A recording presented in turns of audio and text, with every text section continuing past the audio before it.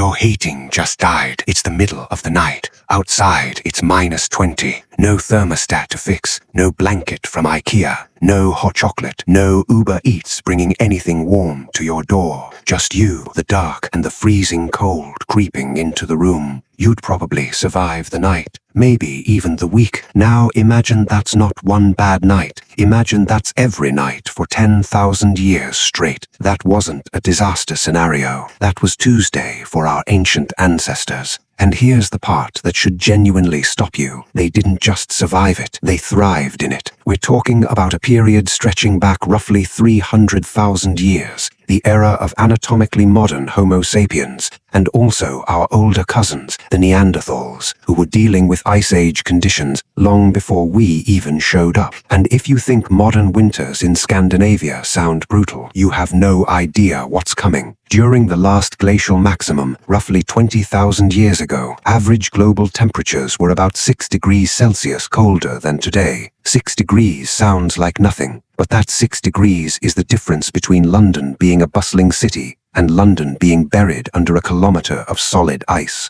North America, Europe, and Asia were smothered under ice sheets stretching for thousands of kilometers. And in the regions that weren't glaciated, winters could plunge to temperatures that would kill most modern humans, with all our gear and technology, within a week. And yet the landscape was full of life. Woolly mammoths, cave bears, woolly rhinoceroses, cave lions bigger than modern African lions, Irish elk with antlers spanning 3.7 meters. These animals weren't scenery, they were simultaneously the greatest danger these people faced, and the single resource that kept them alive. We'll come back to that. Sea levels sat about 120 meters lower than today. Britain was physically attached to continental Europe. A vast submerged plain called Beringia connected Siberia and Alaska. The entire map of the world looked different, and humans were walking across land that's now at the bottom of the ocean. Cold, dangerous, almost unrecognizable. So how did they not just survive this world, but build entire lives inside it? Let's start with the one everyone underestimates: fire. Humans have been controlling fire for somewhere between 400,000 and 1 million years. Wonderwork Cave in South Africa shows traces of controlled fire use going back roughly 1 million years. By the time real Ice Age winters hit, fire wasn't new technology. It was ancient, deeply understood, and the backbone of everything human society was built on. But here's what most people miss. Fire wasn't just for warmth. It was a complete survival system, running about 15 jobs at once. It cooked food, making calories dramatically more bioavailable. Cooked food is easier to digest and delivers far more usable energy than raw food. Evolutionary biologist Richard Wrangham has argued that cooking is literally what allowed the human brain to grow as large as it did. We traded gut tissue for brain tissue. Because cooking did the digestive work our guts no longer needed to do. Fire didn't just keep us warm. Fire made us smarter. Fire also kept predators away during the long, dangerous nights. If you're camped out and a cave lion, an animal weighing up to 300 kilograms with zero fear of you, is somewhere nearby, a roaring fire is your only real bodyguard. Predators do not like fire. They back off. You sleep. You survive to see morning. Fire hardened wooden tools and spear tips. It gave light through winters where darkness lasted 16 hours a day, letting people gather, tell stories, and pass down knowledge. It dried wet clothing, which in freezing conditions is the line between comfort and hypothermia, and it heated enclosed spaces to temperatures the human body could actually function in. Losing your fire in a blizzard with no way to restart it could be a death sentence, which means firekeepers, the people whose job was simply keeping the flame alive, may have been among the most important members of any group. Not the biggest hunter, not the strongest warrior, the person who kept the fire going. Think about what that job actually demanded. Hours of monitoring, feeding, and shielding a single flame through a blizzard that could snuff it out in seconds. No days off, no backup unless someone else nearby was also keeping a fire alive. In a world with no matches, no lighters, and no guarantee you could strike a spark from flint fast enough before hypothermia set in, that quiet, repetitive job of tending a fire may have been the single most life or death role in the entire group, and history barely remembers these people at all. Now, if you think ancient humans just crawled into whatever cave was nearby and called it home, you're about to be surprised. Yes, caves were used, and they were genuinely excellent shelters. A deep cave holds a stable internal temperature year-round, typically between 10 and 13 degrees Celsius, regardless of what's happening outside. In a glacial winter, that's not warm, but combined with fire and shared body heat, it's absolutely survivable. Cave walls also block wind, and wind chill can turn an already dangerous temperature lethal within minutes. But caves weren't always where people needed to be. Resources moved, animals migrated, people followed, and when there was no cave available, ancient humans didn't just sit in the snow and hope. They built. Archaeological sites across Europe and Asia show caves with sophisticated interior layouts, stone-lined fire pits, positioned for maximum heat spread, designated sleeping areas, separate zones for tool-making and food prep, even storage areas. This wasn't an animal hiding in a hole. This was interior design for survival. And then there are the mammoth bone houses. Yes, you read that right. In Eastern Europe and Russia, modern-day Ukraine, the Czech Republic, and the Siberian plains, archaeologists have found circular structures built almost entirely from mammoth bones and tusks. The most famous example is at Mezhyry in Ukraine, dating back roughly 15,000 years. These structures were built from hundreds of individual mammoth bones, femurs, shoulder blades, jaw bones, vertebrae, carefully interlocked and stacked into walls, then covered with animal hides stretched tight to create a windproof, reasonably waterproof living space. Think about what that actually required. No hardware store, no timber, nails, or concrete, just a dead mammoth, stone and bone tools, and enough collective intelligence to figure out that if you arrange the curved bones like this,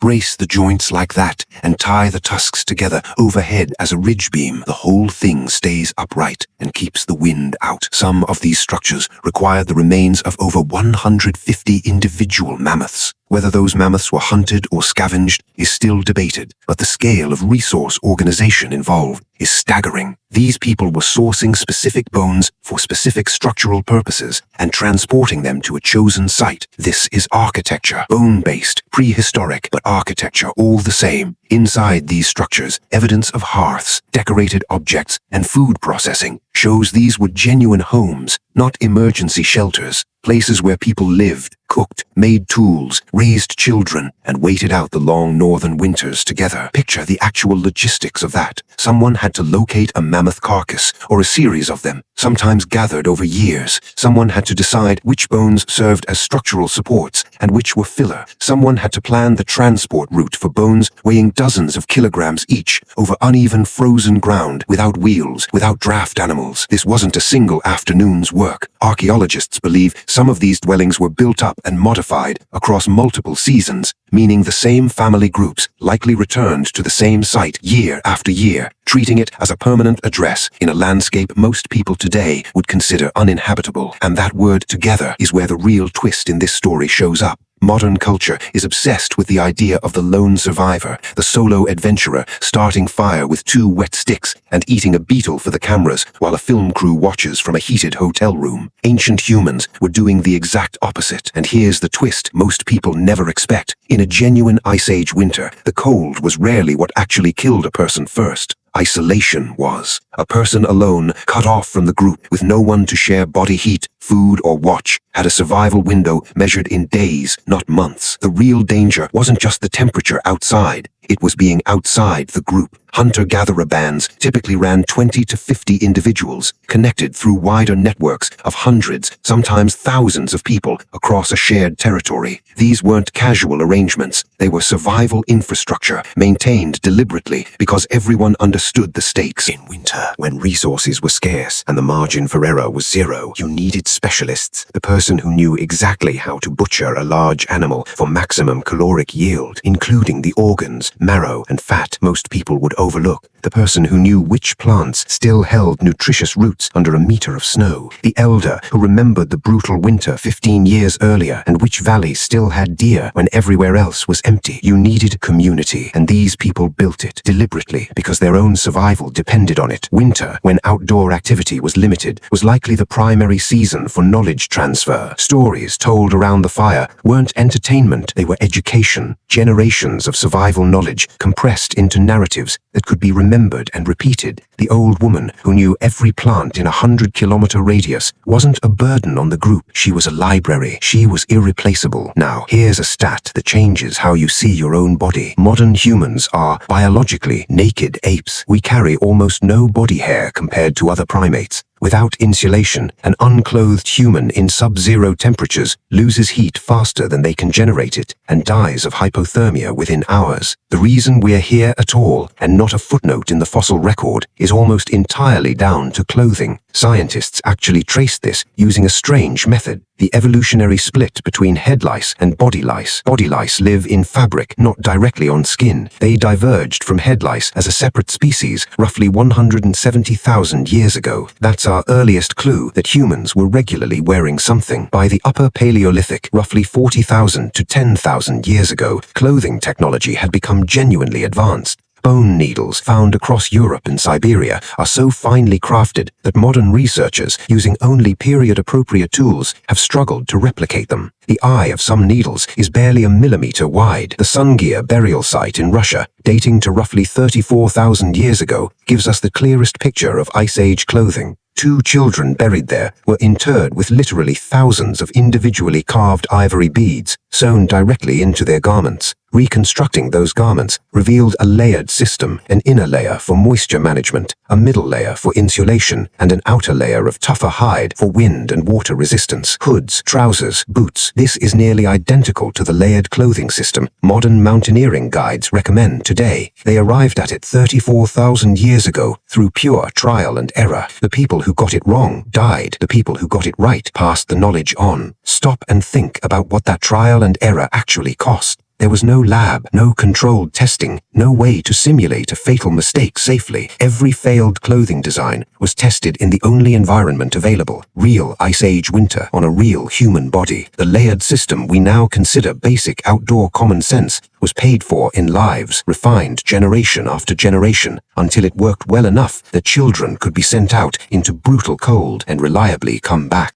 The hides were processed through brain tanning, a labor-intensive technique using the animal's own brain tissue mixed with water to soften and preserve it. The result was supple, durable, water-resistant leather. Every animal hunted provided not just food, but clothing, footwear, blankets, and carrying bags. Nothing was wasted because in these conditions, nothing could afford to be. Here's a number your body never tells you directly. Staying warm in extreme cold can spike your basal metabolic rate by 50% or more just to hold core temperature. Add hunting, building, and gathering firewood on top of that, and the caloric demand becomes enormous. Skip a meal in an Ice Age winter, and you didn't get a little tired and take a nap. You went hypothermic, your thinking slowed, your coordination failed, and you died, often quickly. Which is why fat, not protein, not carbohydrates, was the single most valuable currency of Ice Age nutrition. Fat delivers more than twice the energy per gram of either protein or carbs, and it's exactly what the body burns to generate heat. That's why megafauna mattered so much. A mature woolly mammoth could weigh up to 6 tons, a huge share of it fat, insulating layers under the hide, marbled through the muscle, stored in a hump some individuals may have carried. A single mammoth could provide roughly 500,000 calories, enough to sustain a group of 25 people for weeks. But hunting one wasn't simple. These were animals 6 times heavier than a modern car, with tusks that could impale a person, and the intelligence to defend themselves. Ancient hunters drove them into boggy ground, ambushed them at river crossings, and used coordinated fire and noise to funnel panicked animals toward prepared kill sites. The level of planning and cognitive coordination this required is staggering. Then came the real problem. How do you store 500,000 calories of meat with no refrigerator? You use the fact that the ground itself is one. Permafrost, permanently frozen earth, was widespread across Ice Age Eurasia, and ancient humans dug food caches directly into it, using the planet's own deep freeze to preserve meat for weeks or months. What couldn't be frozen was dried, sliced thin and hung over fires or in cold winter air to extend its shelf life. Fat was rendered and stored in containers made from animal bladders or stomach linings, and in what might be the Ice Age version of an energy bar, ancient humans made something startlingly close to pemmican, dried pulverized meat mixed with rendered fat and sometimes berries, calorie-dense and able to last months without spoiling. Autumn wasn't a season of rest. It was frantic, organized, large-scale food preparation, an entire community racing to store enough to survive until spring. Studies of ancient storage pits show communities deliberately over-preparing, stockpiling far beyond immediate need as insurance against the worst-case winter. That's not instinct, that's rational planning under uncertainty. And this planning had to be almost perfect. Miscalculate the size of your stores by even a modest margin, and by February, with no way to hunt effectively in the deep snow, that error becomes a slow, irreversible countdown. There was no emergency delivery, no backup supply chain, no neighboring town to borrow from. What was cached in autumn was, in a very literal sense, the only thing standing between the group and starvation 5 months later. Every miscalculation had a body count attached to it, which is exactly why the people who remembered the worst winters in vivid detail were treated as some of the most valuable members of the entire group. Not every group tried to outlast winter in one place. Some simply left. Reindeer migrate hundreds of kilometers between summer and winter ranges. So do bison. Salmon runs deliver massive seasonal caloric windfalls at specific times and places. Groups that depended on these resources weren't going to sit in a depleted landscape while everything edible moved elsewhere. Across Upper Paleolithic Europe, many groups spent summers in upland areas and moved into sheltered river valleys for winter. Natural protection from the worst winds, water that rarely fully froze, and game animals converging in the same low ground the humans were heading toward. And this wasn't wandering. Analysis of transported stone tools shows specific rock types moved hundreds of kilometers along the same routes again and again. These people held mental maps of landscapes spanning hundreds of kilometers, knew the seasonal patterns, and planned journeys with a destination and a return trip already built in. Consider what that actually implies. A group moving with children, elders, and the very old, none of them exactly built for speed, across frozen terrain, needed to know in advance exactly how many days the journey would take, where reliable water sources sat along the route, and where the next usable shelter would be. Get any of that wrong in a landscape averaging well below freezing, and the consequences weren't inconvenience, they were fatal. The fact that these same migration routes were used across many generations tells you the knowledge wasn't guesswork, passed down once and then forgotten. It was tested, refined, and trusted with people's lives over and over for thousands of years. Fire, shelter, clothing, food, migration, all of it comes from one shared root, the human ability to imagine a future that hasn't happened yet and prepare for it anyway. No other animal does this. A bison in October doesn't think this winter looks brutal, I should move early. A bear doesn't decide to cache extra food because the signs point to a long season ahead. An ancient human did both, then explained the reasoning to the rest of the group in language complex enough to debate and refine it. The cave paintings at Lascaux, Chauvet, and Altamira, dating from roughly 40,000 to 17,000 years ago, are usually framed as art or symbolism or spiritual expression. Probably all true, but some researchers believe they may also have functioned as something closer to a visual database. Detailed records of local animals, their seasonal presence, their behavior, maintained and updated across generations. Art as survival technology. Information stored on the most permanent medium available, rock. The psychological side of this can't be ignored either. Long winters, confined spaces, limited food, the knowledge that not everyone in the group would necessarily see spring. That's a recipe for collapse, for fracture, for the kind of internal conflict that can destroy a group faster than any blizzard. Ancient communities seem to have understood this instinctively. Bone flutes dating back 40,000 years have been found, evidence of ritual, ceremony, and music, deliberate tools for holding a group together psychologically through its darkest months. A group that keeps its morale survives. A group that fractures does not. These weren't people passively enduring their environment. They were actively managing it, shaping the landscape with controlled burning, managing animal populations through selective hunting, and managing their own minds through culture and ritual. And that circles right back to the twist. The cold was the obvious enemy, the one you could see and feel and prepare for with fire and fat and fur. The quieter enemy was psychological, the slow unraveling of a group trapped together for months with dwindling food and no way to leave. The groups that survived weren't necessarily the ones in the warmest caves or with the biggest meat stores. They were the ones who figured out how to keep each other sane. So here's the real question worth sitting with. If everything you just read, the fire, the bone houses, the layered clothing, the calorie math, the community, the art, the discipline was required just to survive an ordinary Ice Age winter, what does that say about the people who are still walking around today? Because their ancestors got every single one of those details right, thousands of times in a row, without a single fatal mistake going unlearned. Every one of us alive right now is descended from someone who never once got the fire timing wrong, never once misjudged the food stores, never once wandered from the group on the wrong night. Multiply that across roughly 300,000 years,